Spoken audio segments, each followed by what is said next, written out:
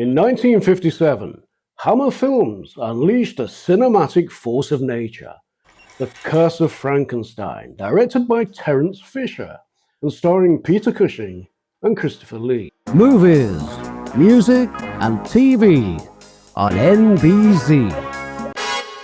Now, this movie didn't just reimagine Mary Shelley's classic tale, it redefined horror itself. So, today on NBZ, we're diving into the chilling world of The Curse of Frankenstein, how it resurrected a legendary studio and cemented the careers of two horror icons and left a scar on cinema history. So let's dig in if you dare. By the mid-1950s, Hammer Films was known for modest British crime dramas. But that all changed when they struck gold with the Quatermass Experiment in 1955. Riding the wave of success, Hammer turned to the horror genre, aiming to bring a new level of color, gore, and graphic atmosphere to the screen. Their target? Mary Shelley's Frankenstein. Now, with Universal Pictures owning the rights to Boris Karloff's iconic creature, Hammer had to create their own unique version. Enter Peter Cushing as the obsessive Victor Frankenstein and Christopher Lee as his grotesque creation. Directed by Terence Fisher, the film was a bold, blood-soaked departure from the classic monster movie formula. Now, with a very modest budget, the film's production team worked miracles, crafting detailed Gothic sets that added an eerie, otherworldly atmosphere. The lab sequences with their bubbling chemicals and sparking machinery became some of the most iconic visuals in horror movie history. Sadly, not many props from The Curse of Frankenstein have survived. The creature's makeup, lab equipment, and costumes were either reused in future productions or lost to time. However, one rare artifact has surfaced. It's a working script from the production, complete with annotations. This script, auctioned by Prop Store, is perhaps the closest thing to a surviving piece of The Curse of Frankenstein. It offers a fascinating glimpse into the film's production, showing how the creative team brought this Gothic masterpiece to fruition.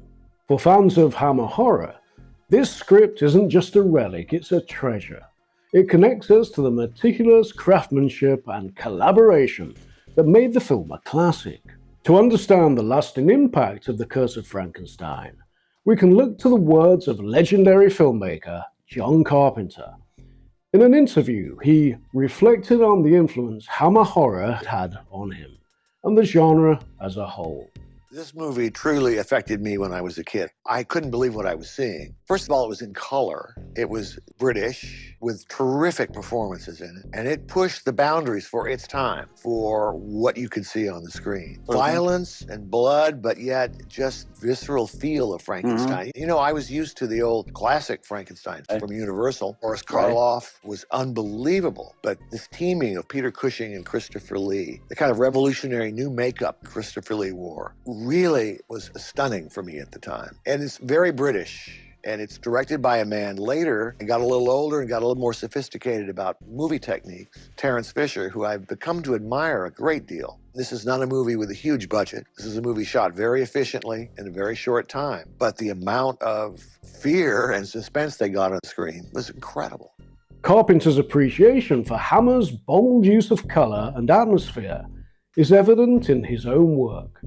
You can see echoes of Hammer's style in films like Halloween and The Fog, where mood and setting are as important as the scares.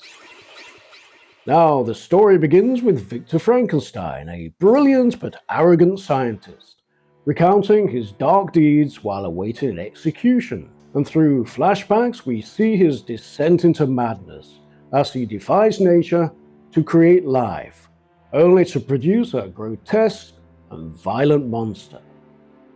Unlike previous versions, The Curse of Frankenstein focuses on Victor's moral corruption rather than the creature's tragedy. Cushing delivers a cold and calculating performance that makes him more terrifying than the monster itself.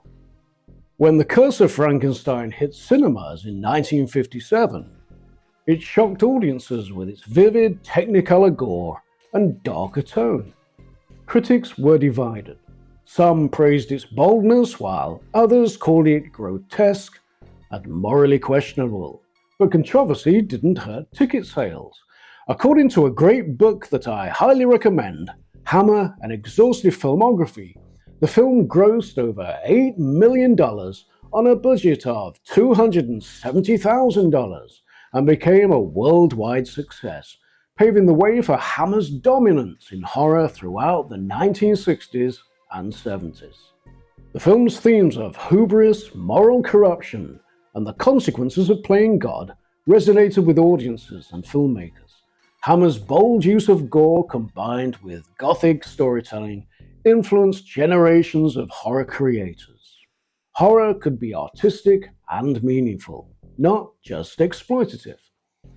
It's no exaggeration to say that The Curse of Frankenstein changed the horror genre forever. The Curse of Frankenstein wasn't just a success, it was a phenomenon. It launched Hammer Horror as a global brand, cemented Peter Cushing and Christopher Lee as legends, and redefined what horror could be. Now, I think the film remains a landmark in the genre, not just for the scares, but for its ambition and artistry. Despite the claims regarding the gore at the time, I'd say its true strength lies in the Gothic and menacing atmosphere and mood, and in the very chilling, disturbed human monster, Baron Frankenstein, who I think is the real villain of the piece. So, whether you're a lifelong fan or new to Hammer Horror, The Curse of Frankenstein is a must-watch. Thanks for joining me on this journey into the world of The Curse of Frankenstein. Don't forget to like, subscribe, and share your favorite moments from the film in the comments below. Until the next time for another slice of nostalgic cool on MBZ. Whether it be movies, music, or TV, there's more to come. Bye-bye.